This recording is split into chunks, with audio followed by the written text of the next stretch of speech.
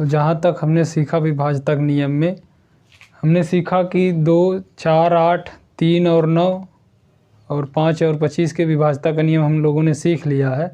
अब उसके आगे की बात कर रहे हैं 6 के विभाजक का नियम। तो 6 के विभाजक का नियम सीख लेते हैं, वो आगे बढ़ते हैं। अगला हेडिंग डालिए 6 का विभाजक का नियम। 6 के विभाजक का नियम, डिविजिबिलिटी रूल ऑफ 6। अगर इसकी बात करें तो इसका नियम यह है कि जो संख्या है उसके आखिरी का अंक, दी गई संख्या के आखिरी का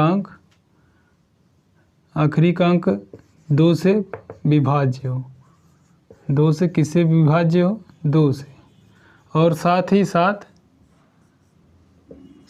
साथ दी गई संख्या क्या होनी चाहिए? 3 से भी विभाज्य होनी चाहिए। तो 3 से विभाजक नियम क्या है कि अंकों का योग 3 से विभाज्य हो। अंकों का योग 3 से विभाज्य, यानी जो दोनों नियम अप्लाई होगा वो पूरी संख्या 6 से विभाज्य होगी। 6 का विभाजक नियम क्या है कि वो आखिरी का अंक 2 से विभाज्य होना चाहिए, या फिर कहीं आखिरी का अंक क्या होना चाहिए? सम संख्या होनी चाहिए, और अंकों का योग क्या होनी चाहिए? 3 से पूरा डिविजिबल होना चाहिए। ऐसा क्यों? क्योंकि हम 6 को जब सभाज्य गुणनखंड में लाएंगे तो 2 और 3 होता है। 2 गुणे 3 क्या होता है? 6 होता है। 2 गुणे 3 6 होता है। तो उसके लिए 2 से भी पूरा डिविजिबल होना चाहिए और 3 से भी पूरा डिविजिबल होना चाहिए। अगर उदाहरण की बात करें, जैसे एक एग्जाम्पल लेते हैं हम, इसकी बात कर रहे हैं। ये हमें देखना है कि 6 से पूरा विभाज्य है कि नहीं। तो इसमें देखिए आखिरी का अंक 2 है। आखिरी का अंक क्या है? 2 है। 2 है जो कि 2 से पूरा डिविजिबल है, 2 से पूरा विभाज्य है। और अंकों का योग क्या होना चाहिए? साथ ही में अंकों का योग 3 से विभाज्य होना चाहिए। जब अंकों का योग 3 से विभाज्य होना चाहिए तो अंकों का योग कर लीजिए। 8 2 10, 10 3 13, 13 2 15। अंकों का योग 15 आ रहा है, तो इसका मतलब क्या है? ये संख्या 3 से भी विभाज्य और 2 से भी विभाज्य। जब दोनों से विभाज्य है तो ये संख्या 6 से भी पूरा विभाज्य है। इसी प्रकार हम अगले एग्जाम्पल की अगर बात करें, जैसे ये संख्या है, इसकी बात करना। अब चेक करना है कि 6 से विभाज्य है कि नहीं। तो 6 की विभाज्यता की नियम क्या है कि आखिरी का अंक 2 से पूरा विभाज्य होना चाहिए। तो 8 क्या है? 2 से पूरा डिविजिबल है। उसी प्रकार अगर 3 की बात करें तो 7 4 11, 11 8, 11 8 19, 19 8 27, 27 पूरा 3 से पूरा कट जा रहा है, विभाज्य है। तो इसका मतलब ये क्या होगा? 6 से भी पूरा विभाज्य होगा। ये भी क्या है? पूरा 6 से विभाज्य है। अगर अगले एग्जाम्पल की बात करें, इसकी बात करें, तो हमें चेक करना है कि 6 से विभाज्य है कि नहीं। तो देखा जाए तो आखिरी का अंक क्या है? 2 है। आखिरी का अंक 6 है। 6 क्या है? 2 से पूरा विभाज्य है। और साथ ही में अंकों का योग क्या होना चाहिए? 3 से विभाज्य होना चाहिए। तो 7 5 12, 12 5 17, 17 7 24, 24 6 30, 30 आ रहा है। अंकों का योग कितना आ रहा है? 30 आ रहा है। 30 आ रहा है तो ये पूरा 6 से विभाज्य, 3 से विभाज्य है, तो पूरी संख्या क्या होगी? 6 से विभाज्य होगी। यहाँ तक बात समझ में आ गया कि नहीं? चलिए इसको नोट करिए, फिर आगे बढ़ा जाए। अब अगर हम बात करें 7 11 और 13 के विभाज्यता का नियम, किसकी? 7 11 और 13 के विभाज्यता का नियम। तो तीनों का नियम एक ही है, तीनों में एक ही नियम अप्लाई होता है। अगली हेडिंग डालेंगे 7 11 13 के विभाज्यता का नियम। तीनों का रूल एक ही जैसा है। तो इसमें क्या होता है? 7 11 13 की 7 11 13 की बात करें तो इसमें क्या होता है कि दाहिनी साइड से, जैसे हम एक एग्जांपल लेते हैं, ध्यान से समझिएगा। जैसे ये देखिए, एक हमने संख्या ली, ये अब ये संख्या, इसमें जो है दाहिनी तरफ से 3 अंक का पेयर बनाएंगे। इसमें 3 अंक का पेयर, ये 1 2 3 अंक का ये पेयर हो गया। फिर उसके बाद 3 अंक का पेयर बनाएंगे, लेकिन आगे 3 अंक है नहीं तो हम 0 बढ़ा सकते हैं, 0 बढ़ा सकते हैं कि नहीं, तब भी ये वही है 2569। और अगर 0 बढ़ा देंगे तब भी वही, यानी संख्या के पहले कितना भी 0 बढ़ा है उसके मान में कोई परिवर्तन नहीं होता है। तो हम ये भी 3 अंक का पेयर हो गया कि नहीं। अब इन्हीं का डिफरेंस, इनका अंतर अगर जो है 7 या 11 या 13 से विभाज्य है तो जो है पूरी संख्या 7, 11, 13 से विभाज्य होगी। तो यहाँ से मिला 569, इसमें से जब हम 2 घटाएंगे कितना आएगा 567। 567। अब 567 को चेक करेंगे 7 से विभाज्य है कि 11 से विभाज्य है कि 13 से विभाज्य। अगर इसको देखा जाए, पहले 7 की बात करें, 7 की, तो 7 × 8 = 56 और 7 × 9 = 7, 7 से पूरा विभाज्य है। क्या है? 7 से पूरा विभाज्य है। 11 की बात करें, 11 × 5 = 55, बचेगा 1 बचा तो 17 हुआ, 17 नहीं कटेगा 11 से नहीं विभाज्य है। अब अगर हम 13 की बात करें, 13 की, तो कितना हो जाए, कितनी बार जाएगा, 13 × 4 = 52, 4 बचा 47 हुआ, 47 नहीं कटेगा, 13 × 3 = 39 हो रहा है, तो 13 से भी विभाज्य नहीं। कहने का मतलब ये हुआ कि ये जो पूरी संख्या है 2569, ये केवल 7 से विभाज्य है, 11 से नहीं है और ना ही 13 से।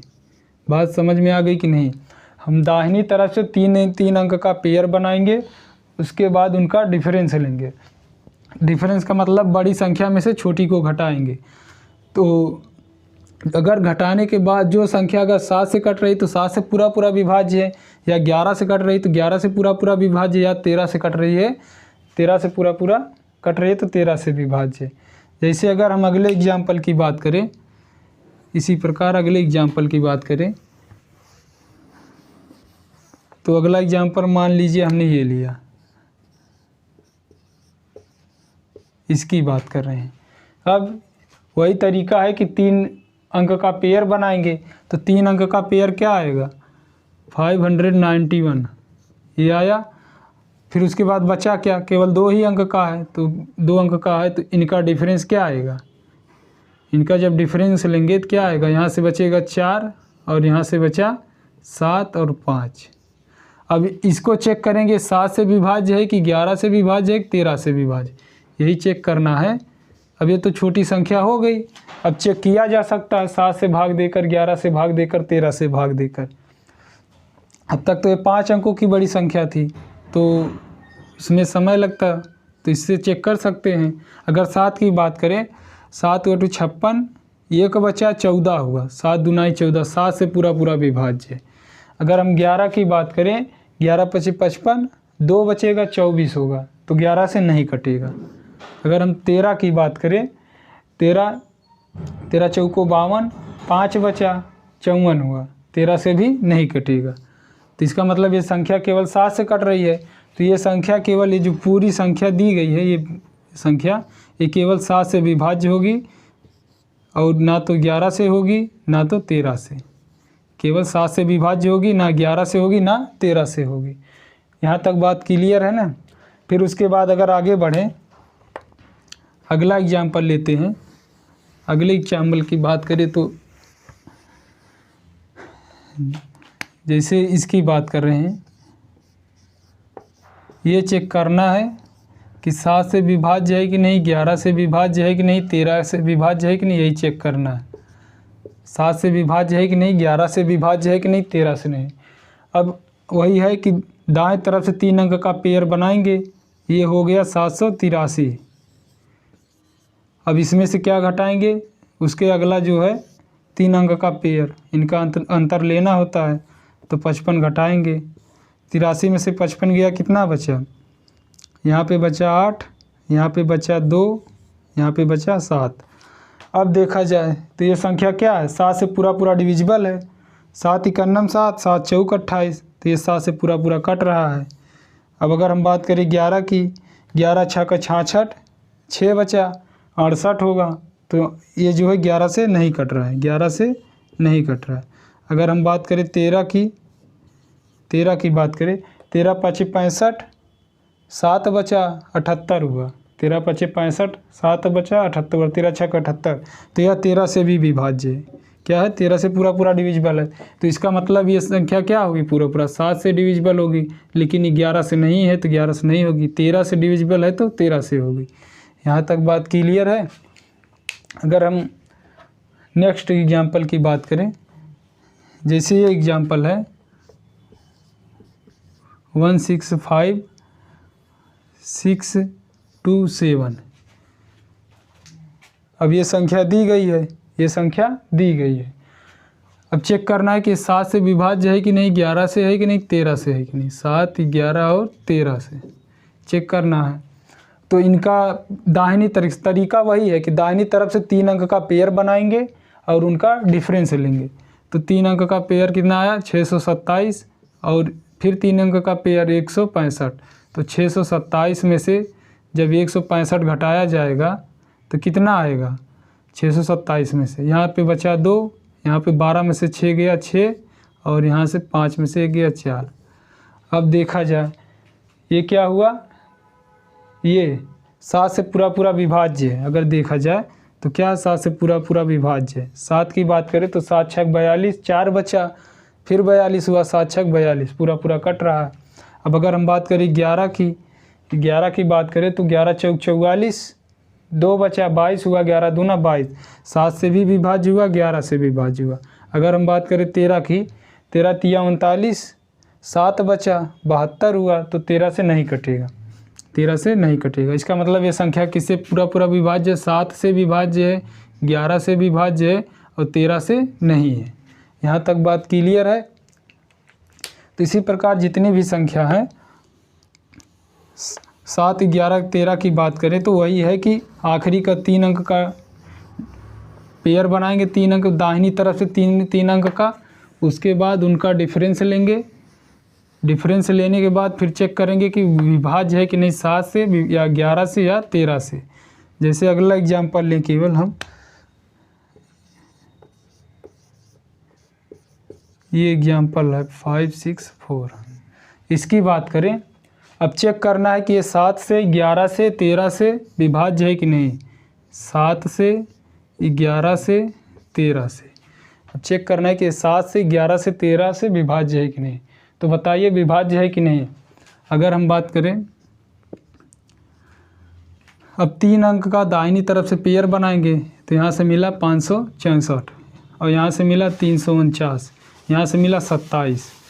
अब देखिए इसमें तो 3 पेयर मिल रहा है, तो जो आड स्थान पर है, विषम स्थान पर, जैसे पहले स्थान पर हो गया और ये तीसरे स्थान पर हो गया, पहला, दूसरा और तीसरा स्थान पर। तो जो आड स्थान पर है उनका सम करेंगे, उनका योग करेंगे, और जो इवन स्थान पर है उनका सम करेंगे। तो फिर उनके सम करने के बाद डिफरेंस लेंगे। जैसे इसको इसमें जोड़ा जाएगा, इसको इसमें जोड़ा जाएगा, तो 564 में जब 27 जोड़ेंगे तो कितना होगा? 564 में 27 जोड़ा जाएगा तो 591 हुआ। कितना हुआ? 591।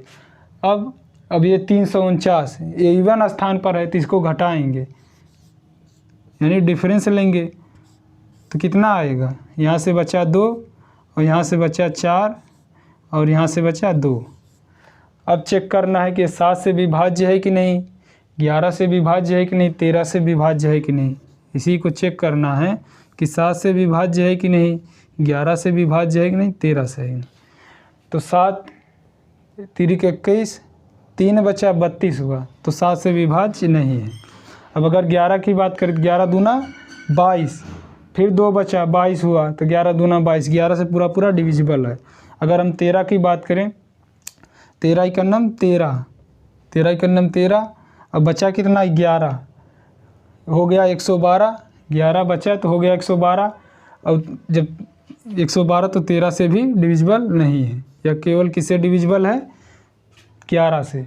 ये संख्या पूरी पूरी 11 से विभाज्य है और 13 से नहीं विभाज्य, ना 7 से विभाज्य ना 13 से। तो ये दी गई संख्या पूरी पूरी किससे डिविजिबल होगी?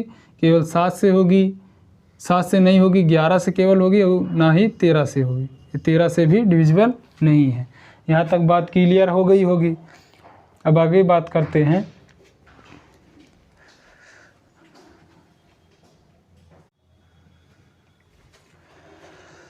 अब एक पार्टिकुलर नियम आता है, केवल 11 के विभाज्यता का नियम।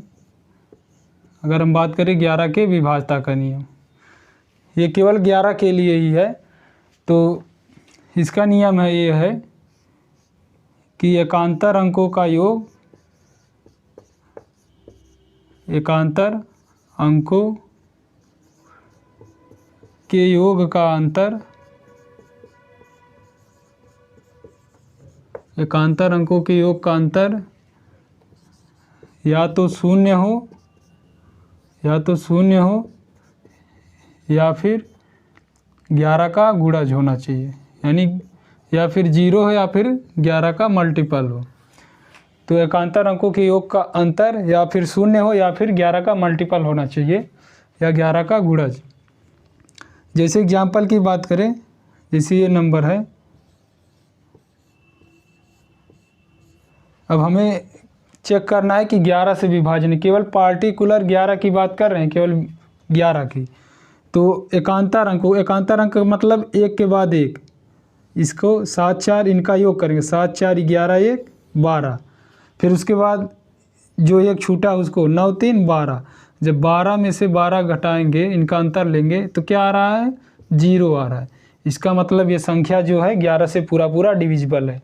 जैसे अगर एग्जाम्पल की बात करें, ये है संख्या दी गई है, अब कह रहा है कि एकांतर अंक मतलब एक के बाद एक को छोड़कर, हमने 4 लिया, 4 के बाद 9 को छोड़ा, 9 के बाद 7 लेंगे, तो 7 4 11 11 1 12 और 9 3 12, 12 का डिफरेंस 0 आएगा। जब 0 आएगा तो पूरा 11 से डिविजिबल है। अगर इसी प्रकार अगले एग्जाम्पल की बात करें, जैसे ये संख्या दी गई है ये वाली, अब बताइए 11 से विभाज्य है कि नहीं, 11 से विभाज्य है कि नहीं। तो वही तरीका है कि इसका जो है एकांतर अंक 9 4 कितना हुआ, 9 4 13, 9 4 13, फिर उसके बाद 13 3 16। अब उसके बाद जो बचा है उनको जोड़ लेंगे, 8 7 15, 15 1 16, और 16 16 का डिफरेंस क्या आएगा, इनका 16 16 का डिफरेंस 0 आ रहा है। तो इसका मतलब ये संख्या क्या है, पूरा 11 से डिविजिबल है, ये पूरा 11 से डिविजिबल है। अगर इसी प्रकार एक एग्जाम्पल की और बात करें, जैसे ये लिखा है 2 6 9 3 4 6। अब चेक करना है 11 से विभाज्य है कि नहीं।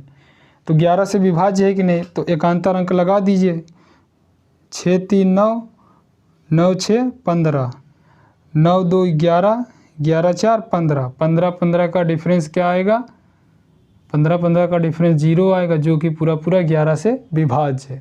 आई होप आपको पूरी बात समझ में आ गई कैसे करना है, कि एक के बाद एक छोड़कर उसके बाद जो छूटा उनका योग का अंतर लेंगे, डिफरेंस लेंगे तो क्या आएगा, या तो 0 होना चाहिए या फिर 11 का गुणज होना चाहिए। अगर 0 या 11 का गुणज आ रहा है तो संख्या पूरी तरीके से 11 से विभाज्य होगी।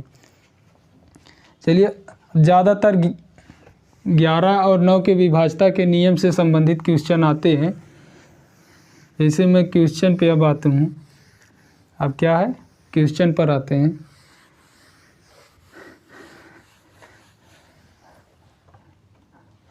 जैसे क्वेश्चन है, यदि संख्या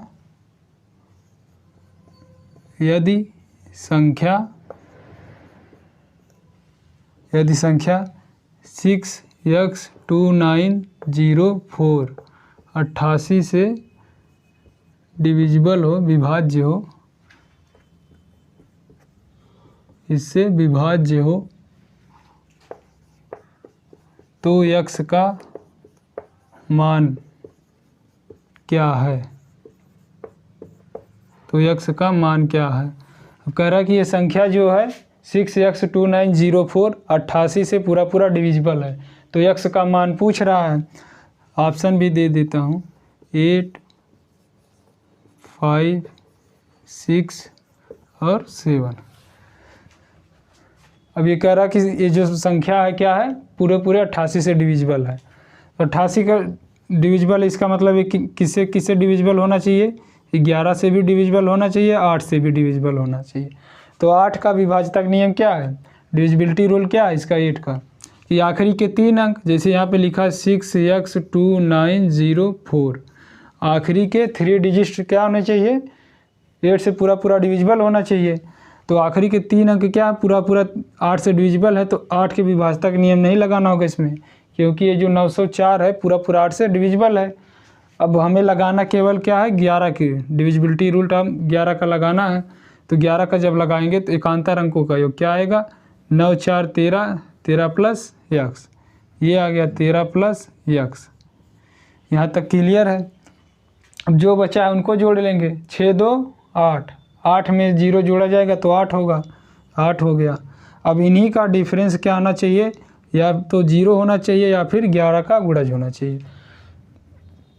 तो 0 अगर हम 0 के बराबर करते हैं, 0 के बराबर, तो यहाँ से यक्स बराबर क्या होगा, ये जाएगा उधर, ये जाएगा उधर, तो क्या हो जाएगा, 13 में से 8 गया 5, 5 दूसरे पक्ष में जाएगा तो -5, यानी यक्स बराबर यहाँ से मिलेगा, क्या मिलेगा, -5।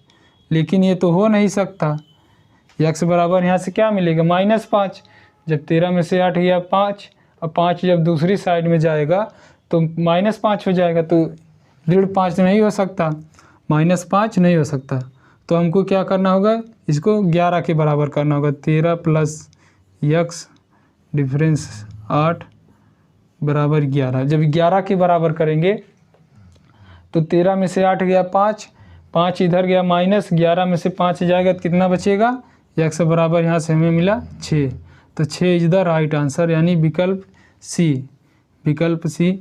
तो यक्स बराबर कितना आ गया, 6 आ गया। यानी यहाँ पे जब आप 6 रखेंगे तो ये पूरा पूरा किससे डिविजिबल हो जाएगा, 11 से भी, और 8 से ही है, तो इसका मतलब 11 8 है, 88 से भी पूरा पूरा डिविजिबल है।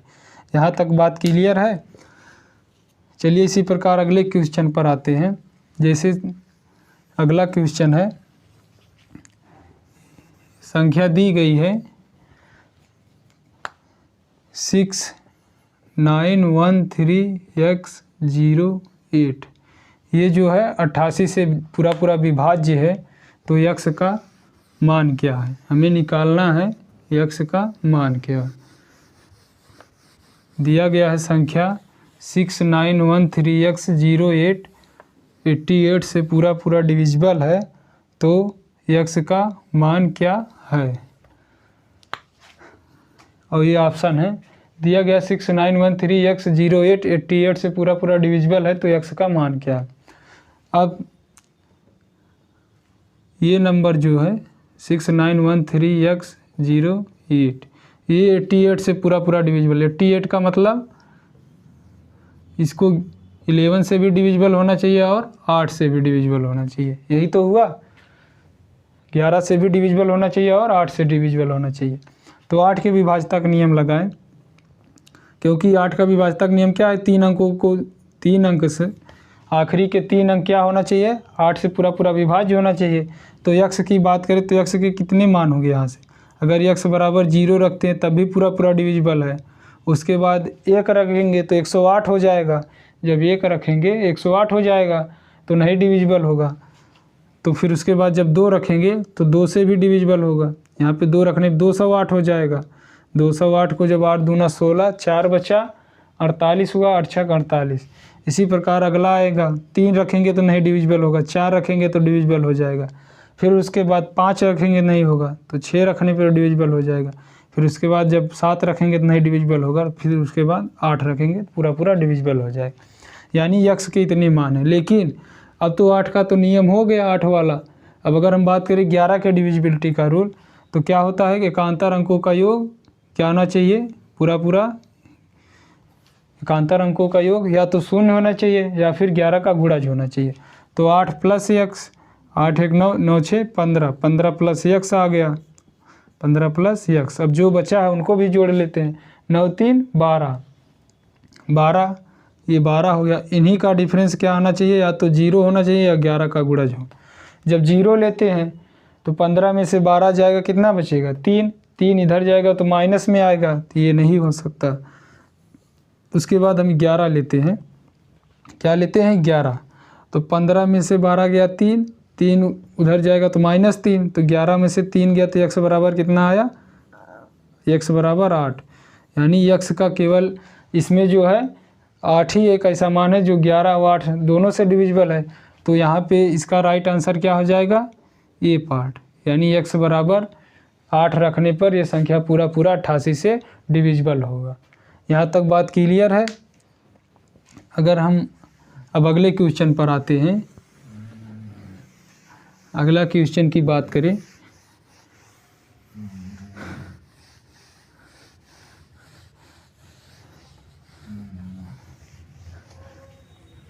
चलिए पहले एक कंसेप्ट सीख लेते हैं।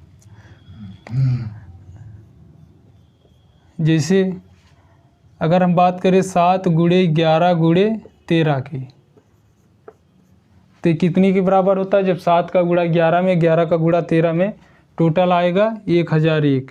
तो इस नंबर को आप याद रखेंगे हमेशा के लिए। ये जो है वही है जो दान दक्षिणा में चढ़ावा दिया जाता है। तो 1001 ये बहुत पार्टिकुलर नंबर है जिसके केवल कितने फैक्टर हैं, 7, 11 और 13, और सभी क्या है, अभाज्य है, प्राइम नंबर है। तो जब इन तीनों का गुणा किया जाता है तो 1001 होता है। अब अगर हम 1001 में किसी नंबर से गुणा करें 3 अंकों की संख्या, जैसे हमने लिया 247, तो 247 से गुणा करेंगे तो क्या आएगा, जब गुणा किया जाएगा तो 247 247, इससे क्या हुआ, जब हम 1001 से गुणा करेंगे 247 में तो क्या आया, 247 247। तो इसका मतलब यही हुआ कि कोई भी अगर संख्या 6 अंकों की संख्या 3 अंक जो है बार बार रिपीट, 2 बार रिपीट कर रहे हो, तो वह किससे किससे डिविजिबल होगा। इसका मतलब ये जो है, जैसे अगर हम बात करें ये संख्या है 367। अब इसका मतलब इसका एक फैक्टर क्या होगा, एक गुणनखंड इसका 1001 होगा, और एक फैक्टर इसका 1001 होगा, और एक फैक्टर 367। तो इसका मतलब ये हुआ कि ये संख्या पूरा 1001 से डिविजिबल है। जब 1001 से डिविजिबल है तो इसका 3 फैक्टर क्या क्या होते हैं, एक 7 होता है, एक 11 होता है, और एक 13 होता है। तो ये जो है संख्या 7 से भी पूरा कटेगी, 11 से भी पूरा कटेगी, और 13 से भी पूरा कटेगी, और 367 से भी पूरा कटेगी। यहाँ तक बात क्लियर है। जब भी कोई नंबर इस तरह 3 अंकों की संख्या 2 बार रिपीट करके बनाई गई हो, 6 अंकों की संख्या में 6 अंकों की संख्या 3 अंकों को रिपीट करके बनाई गई हो, तो वह किससे किससे तुरंत हमारे दिमाग में आ जाना चाहिए कि वह संख्या 1001 से भी डिविजिबल है, और उस जो 3 अंकों की संख्या उससे भी पूरा विभाज्य है, 7 और 11 और 13 से भी विभाज्य है। जैसे अगर हम अगले क्वेश्चन की बात करें जाए कि 3 अंकों की संख्या 6 अंकों की संख्या जो इस तरह लिखी गई है ABC, ये 3 अंक का संख्या लिखी गई है, 3 अंक से बनकर 6 अंकों की संख्या बनाई गई है। तो यहाँ इसका मतलब ये हुआ कि इसका एक फैक्टर क्या आएगा, ABC आएगा, और इसका एक फैक्टर 1001 क्या आएगा, 1001 ये आ गया।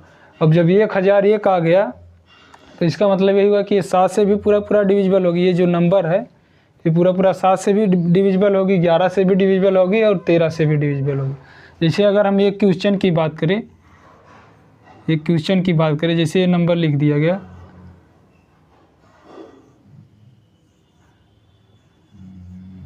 383।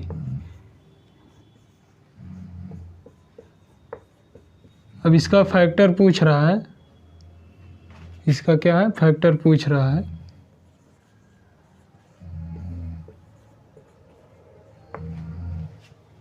अब ऑप्शन भी दे रखा आपके लिए,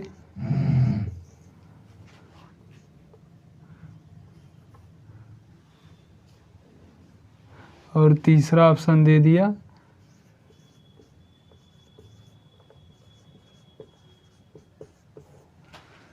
अब ये कह रहा है कि इसका गुणनखंड है, तो यहाँ से हम क्या जानते हैं, ये लिखा गया है 383। अब ये संख्या क्या है, इसका एक फैक्टर ये आएगा 383, और एक फैक्टर 1001। जब 1001 आ रहा है तो इसका मतलब ये हो गया 1001। अब जब ये किससे किससे डिविजिबल है, 7 से भी इसका एक गुणनखंड है और 11 भी इसका गुणनखंड है, 11 भी इसका गुणनखंड है और 13 भी इसका एक फैक्टर है। तो जब 7, 11, 13 भी इसके एक फैक्टर है, 7, 11, 13, तो 7 से भी पूरा डिविजिबल गुणनखंड हो गया, 11 भी इसका पूरा एक गुणनखंड हो गया। तो इसमें कौन सा ऑप्शन हो जाएगा? D part. इसका सही आंसर क्या होगा? D part. यहाँ तक बात क्लियर है? चलिए।